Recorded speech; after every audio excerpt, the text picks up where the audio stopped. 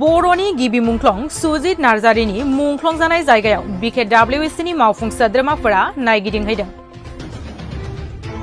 बर'नि गिबिसिन सुजित नार्जारिनि मुंख्लं जानाय जायगायाव मुंख्लं खाम्फा लुगोन अनिल कुमार बसुमतारी।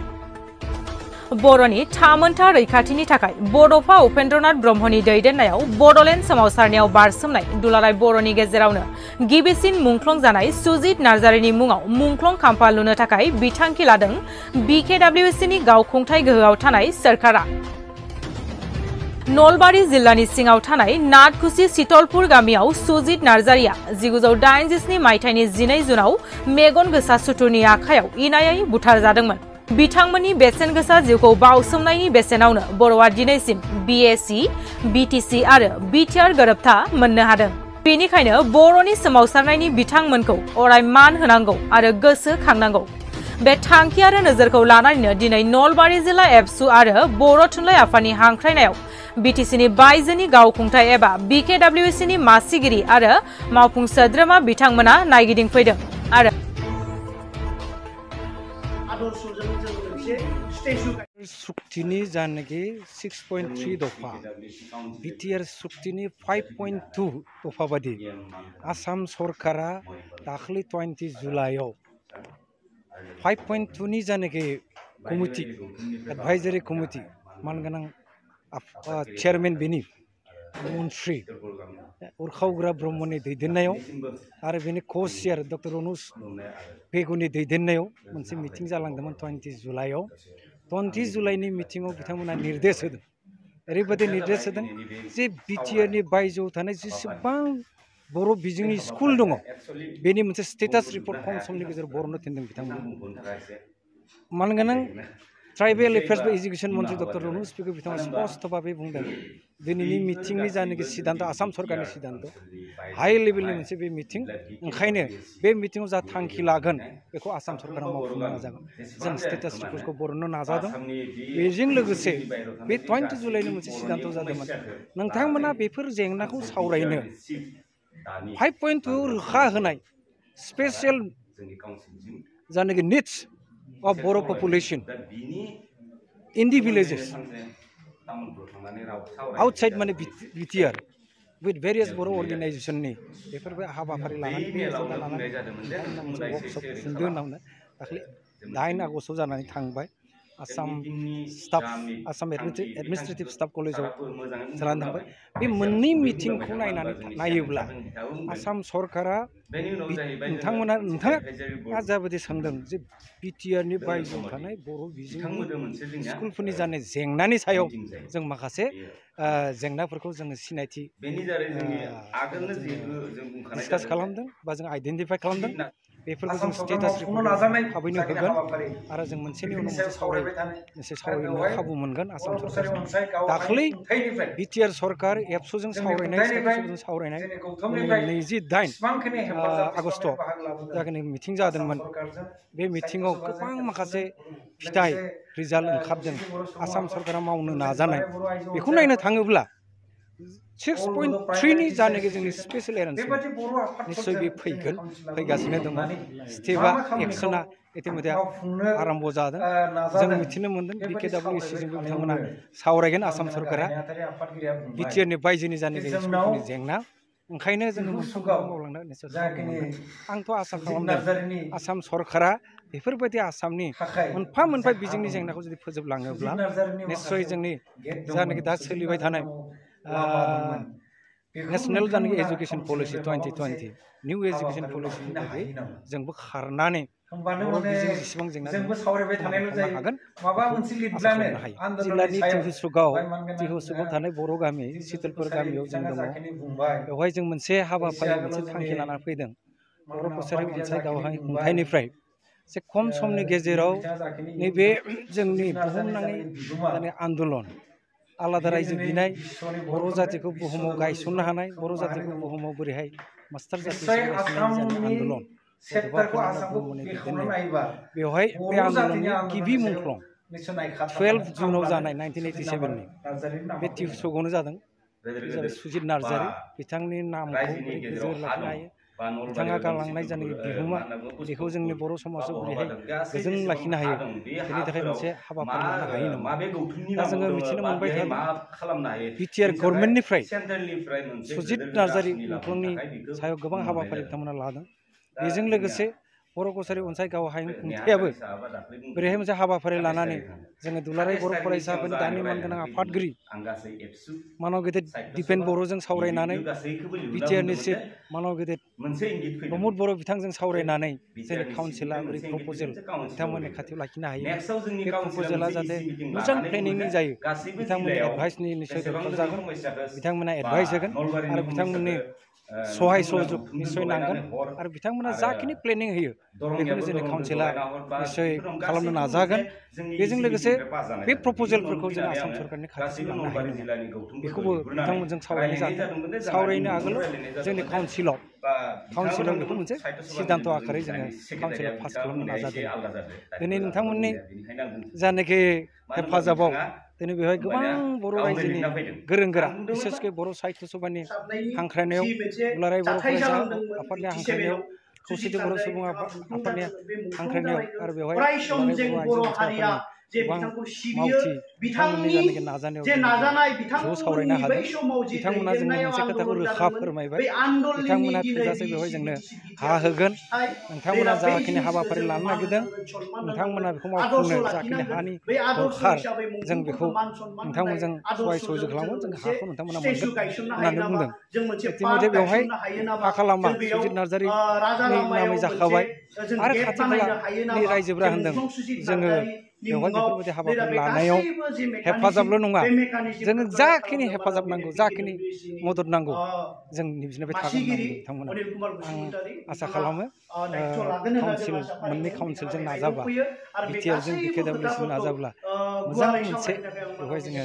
प्लेनिंनि गेजेरजों जों खम समनि गेजेराव सुजित नार्जारिखौ जोङो मोनसे स्टेजल' नङा गोबां बेनि सायाव गेस्ट हाउसआनो हक एबा चिलड्रेन पार्कआनो हक बेफोरबायदि हाबाफारिखौ जों मोननो हागोन थांनाय दानाव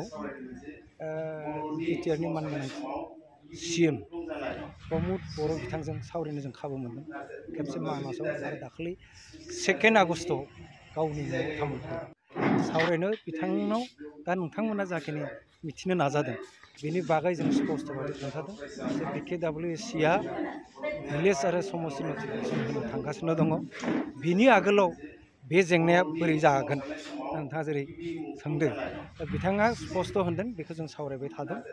सावरायनायाव पर्यायावनो दङ बे निस्सय मोजां मोनसे फिथाइ फैगोन होनना बुङो जों बिटिआरजों क्ल'सआव थानानै बे जेंनाफोरखौ गामिनि थिसननायनि जानाय जेंनाफोरखौ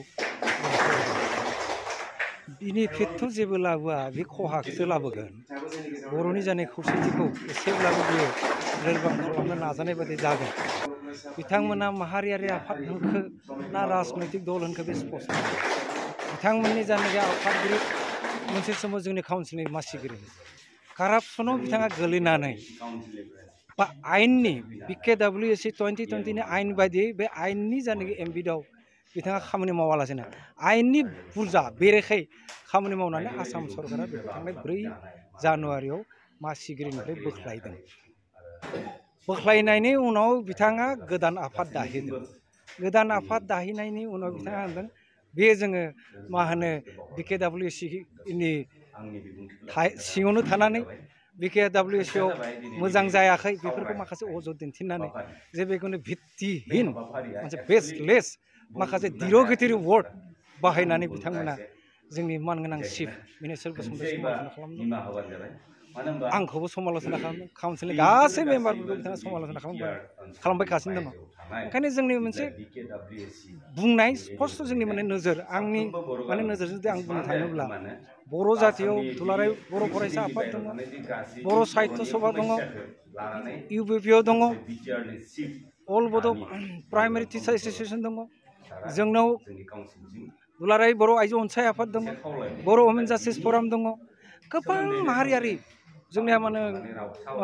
हारिमु आफाद दङ बर' सिने आर्टिस्ट दङ गोबां माहारियारि बर' आफाद दङ बे आफाद थासान्दियाव गोदान माहारियारि आफादनि दरखार गैया ओंखायनो आं होनदों आंनि साननाय बे गोदान आफादनि थाखाय बर' जातिनि स्पेस गैया जेसेबांखि बुङा माने बिथांमोना बर' जातिया बेखौ बोजबनानै लाया बर' जातिनो बिथांमोना स्पेस गैया ओंखायनो जों होनदों बर' माहारियारि आफादनि गोनांथि गैया बिथांमोना जुदि जों राजनिति खालामगोन बिथांमोना होनो जों बे राजनैतिक दलजों थाफानानै जों खामानि मावगोन जों पलिटिकेल जायनाखि कार्यकल एक्टिभिटिसखौ जों मावबाय थागोन होनना बुंनो राजनिति खालामबाय थागोन खिन्थु नङै माखासे माने भित्तिहीन खोथाफोरखौ बुंनानै गावसोरा काउन्सिलनिफ्राय बोख्लायजादों आसाम सरकारा बोख्लायदों बेनि थाखाय दायनिगिरि खालामबाथ' जाया जोंहा आसाम सरकारजों रायलायबाय थानानै जाखिनि मावनांगौ मावलांबाय थागोन बेखिनि बोफ्लेबाय थानाय खामानि बेखौ बर' रायजोआ बुंगोन होनना बुंनांगोन बर' रायजोआ बिथांमोननि खाथियाव जबाब होगोन जेसेबांखि बुङा मानो बिथांमोना जों मावनो बर' जाथियाव दा गोरों गोरानि अभाब गैया